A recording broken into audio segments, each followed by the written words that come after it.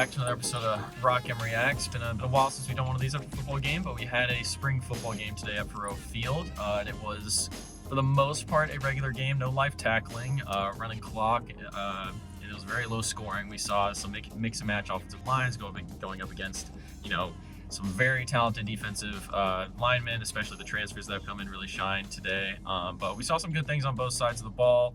Also some things that the team clearly is going to need to work on going forward. Just in kind of starting out, the offensive takeaways from the day. Final score was 10-9. There wasn't a ton to really talk about there. Josh Manning had his, a great touchdown catch. In the second half, that really kind of propelled Team Black to that win. We saw Team Gold to go for the 2-point conversion, to be a little bit bold and try to take the lead towards the end. It didn't work out, obviously. But just kind of starting with you, Adeen, just your takeaways from the offensive side of the ball for either team. I think that we really saw the importance of having a quarterback that, is experienced with distributing the ball. I mean, you saw that a lot of Brady Cook's weapons were on the Gold team, his main weapons like Norfleet, Cooper, Burden, Weiss, things of that nature, and yet he was still able to distribute the ball very well and actually get the Black offense moving in the first half as opposed to the second half when the Black offense kind of stagnated, to be honest with you, without him on the field. I think that saw really good things from the wideouts today, but some decision-making issues from Brady, I would say, like some pretty iffy balls that he threw that were kind of not really gonna have a chance. But also credit to the DBs on those kind of plays. Didn't get to really see much of the running backs today, unfortunately, because with no contact, I mean, you're not really going to see that much. If they get, they really would just blow a whistle if someone was even close to somebody. So when there's running backs, you're not going to see much of them. We also didn't see much of them in the pass game, but Coach actually said in post game that we haven't seen what they saw in spring, but that has been working out really well. So that's really all I have to say for what I saw on offense today. I didn't see much. Mr. Quentin? Yeah, I think spring games are naturally going to make it tough to score, especially considering that it's mostly two-hand touch. You can't tackle, so that makes running the ball a not very explosive endeavor most of the time. I mean, there wasn't a whole lot to take away from guys like Nate Noel and Marcus Carroll, because when you run up the middle in two-hand touch, you're basically asking to be brought down in heavy air quotes after a few yards. And so, I mean, the only two touchdowns of the game were on long pass completions. One of them was on a trick play where the defense is supposed to move out of the way. And so, yeah, there wasn't a whole lot to take away offensively. I did like, though, if we're talking about people that we really liked individually, Josh Manning, I thought had a very good day. He lost a jump ball rep to Jamarion Wayne early on in the game, and that one was very 50-50. Wayne ripped the ball out of Manning's grasp at like the last second. And he said in the post-game presser that he wanted to get back, and he got one when he was found deep for a really long touchdown. And so I think he's sort of next in line for Mizzou's next great jump ball artist. Theo Weiss is probably going to pass that mantle after this season. Marquise Johnson is more of a speedster, and I'm trying to think of anybody else on Mizzou's depth chart that has that. I think Josh Manning would probably be number one. So it was good to see him play well today. He's definitely someone that Mizzou's going to need to step up, even though the wide receiver room is arguably the most loaded position group on the team. It will be nice for him to show flashes too, even if he doesn't get a ton of playing time early on. And he was your offensive MVP of the game. Josh Manning was. And you touched on the trick plays. You saw 2 double pass plays with very varied results. But I think if you even hit one of the two, you're winning with that. And Curtis Looper said post game, coach the Team Black said that they had a third one they wanted to run, and Kirby Moore kind of shot it down a little bit. So they had plenty to throw out there on the field that they didn't even use all they wanted to. But yeah, I think offensively, I think Noel looked really comfortable pass catching out of the backfield, kind of as expected.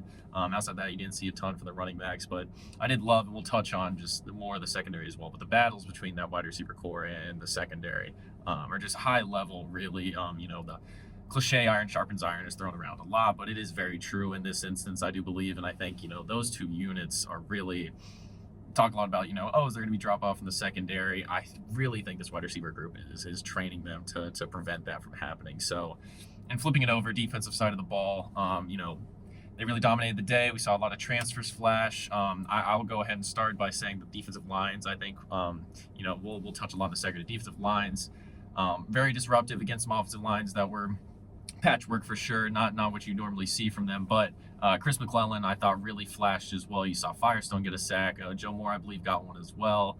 And they were just in the quarterback's pocket a lot. You saw, the QBs scrambling a ton today, which sometimes Ray Cook, that works out for his benefit. But for the younger guys, I think you saw them really flustered sometimes, throwing off their back foot a lot. So I was really impressed with the defensive lines. But Dean, what'd you think about the defenses? Yeah, you mentioned, that whole iron sharpens iron mentality. I feel like a lot of people are going to be worried about, per se, with the fact that we got people like Ray Straw and Abram Strain heading out. But I think that there is no better practice in the country when it comes to against a wide receiver group than this one. This wide receiver, we saw Joshua Manning get offensive MVP. This wide receiver group is so deep and has so many threats on it that a whole summer of practice with this group for these DBs they're gonna come out flying. I feel like people are gonna be very surprised with how good they are.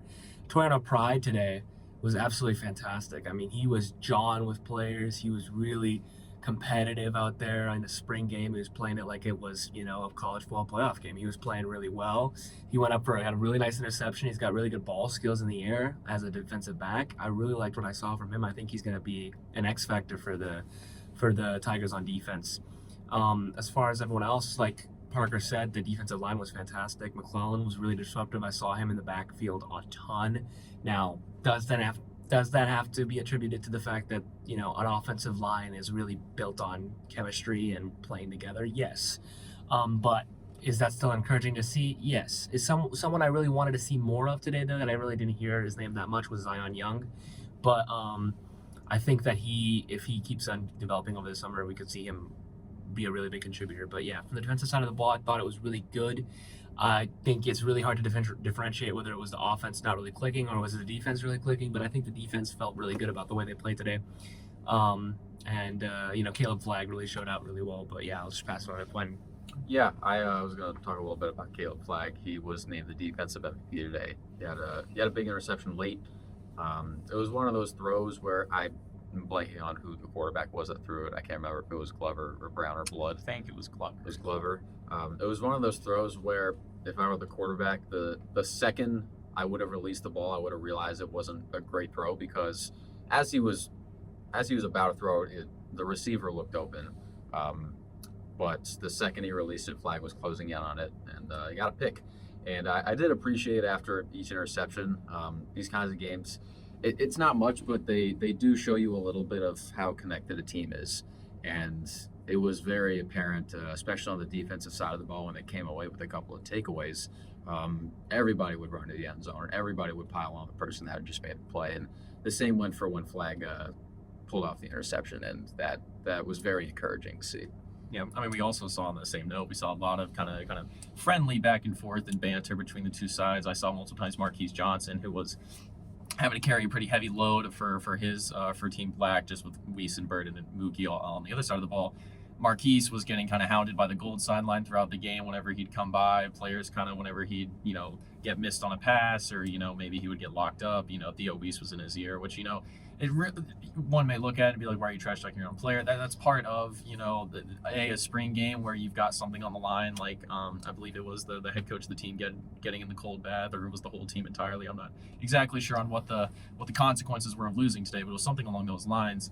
DJ Smith, I know for a fact he'll be in the cold tub, at least from what they said. But yeah, I think, a lot of good kind of healthy competition like that. I think Luther Burns has been notorious for that throughout his years here, kind of getting into it with people in a healthy way. You need that within your program. And then touching on Zion Young and Chris McClellan, just seeing them on the field, kind of field level for the first time.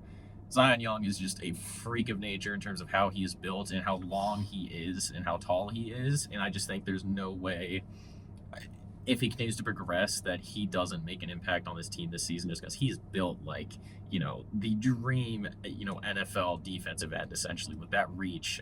If he can add some more speed to that, that'll be huge. And then Chris McClellan is all of 6'3", 320 pounds, if not more. I think they're probably shorting him a little bit on both respects, because he is just imposing out there. He's probably the Potentially maybe up there with Darius Robinson, probably the most intimidating Missouri Tiger football player I've seen since I've been here, unless I'm really just blanking on someone. But yeah, physically he looks the part. But in looking ahead now, off-season awaits, transfer portal opens back up in April for a brief stint. Then you have the off-season workouts leading into fall camp. Some more of the fall enrollees will arrive in fall camp as well, and we'll see some of them take the field too.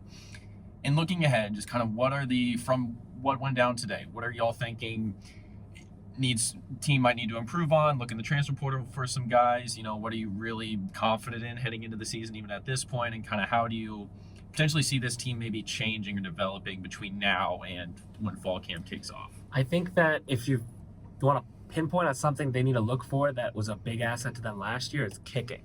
The kicking performance today was lackluster at best. I really felt like we are not going to have that range that we had, which, I mean, yes, of course, saying a lot because we lost Mavis and he's a fantastic kicker, but I think that it would do this team well to look for a kicker in the portal if it's even possible in the April window, and bring someone in who can, bring us some surefireness at the, field goal kicking unit, because I mean that 10 yards of field position that you won't have to give up if you have a kicker that can make those 55 yard field goals is huge. As far as any other spots on the team, I don't really see it. I think this group is really well. I think the coaches have even expressed how confident they are in this group right now. And I think they have every reason to be, because they looked very good out there today as far as just like as being as a cohesive unit and doing what they could do with what they had. Obviously very split rosters. I think this team is going to be exactly what we hope it will be. Now, are there question marks to be raised? We will not know until game one. That's just the reality of it. But I think this team looks really well, really good. I think just figuring out everyone's roles that make them the best player they could possibly be is definitely going to be something to emphasize. And obviously it's very early. It's only mid-March. But there are a lot of new guys this year, a lot of new guys that will be playing prominent positions on both sides of the ball. I'm curious to see how the Noel Carroll tandem is going to work out, because you can't replace Cody Schrader, not just because Cody Schrader played extremely well, but only Cody Schrader is Cody Schrader, and only Nate Noel is Nate Noel, and only Marcus Carroll is Marcus Carroll. So I'm curious to see how that 1-2 is going to play itself out.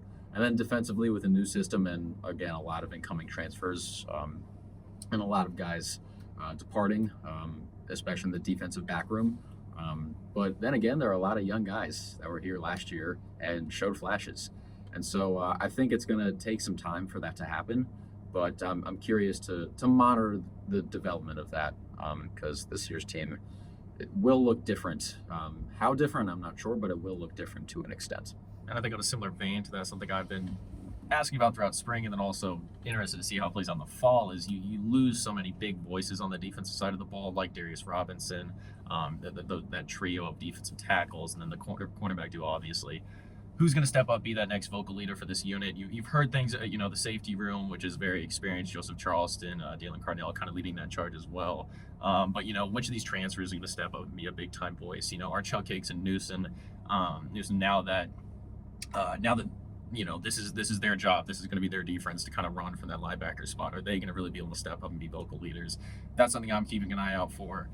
Kicking as well, I think looking in the portal for a kicker would I think be beneficial for sure, at least to increase competition. Punting as well, even though you've already landed one, I think a kick can still help. I would add in, if you're just, to Adeen's point, this roster is very well-rounded and deep right now. If you're really nitpicking, I think offensive line, you can still use a little bit more depth and land one or two more guys. I think we've heard rumors of that's where Mizzou's really kind of looking to go in this next portal cycle. Defensive line similar. You can always use more depth in those places, cornerback room. So, but really, I think you look top to bottom on paper, and it's been dissected throughout these past couple months, really ever since the Cotton Bowl ended. But on paper, this team is a college football playoff caliber team. See what they do in the transfer portal. We'll see how summer workouts go into fall. We'll see when some new faces arrive on campus in the fall, if they're able to kind of make an impact and shift up some of the depth chart. But the countdown does now begin to Murray State's opener, where there will be, I believe they revealed today, it's a stripe out furrow for that game. So go ahead and start planning out your clothes, I guess, for that one on August 30th, 31st. One of those 2 days, August 30th. Yeah, I know. Something like that. Adeen and Quinn will be there. I unfortunately will not be writing for Rocket Nation by that point, but these two phenomenal writers and journalists will exceed my coverage by all means. So do follow with them as they travel to a lot of locations next year as well. So follow their coverage. It should be a good time. But that wraps it up for Rock M Reacts post game at the Missouri spring football game. Thank you, everyone, for tuning into Rock M Radio, a proud partner of Fans First Sports Network. If you enjoyed this episode and would like to see more just like it beamed directly into your personal device, just click the subscribe button below. And you can find this podcast through the Apple Podcast app or for iPhone, or the Google Podcast app for Android, or whatever app you use to listen to your podcast. We are also available on Spotify. Just search for Rock M Radio.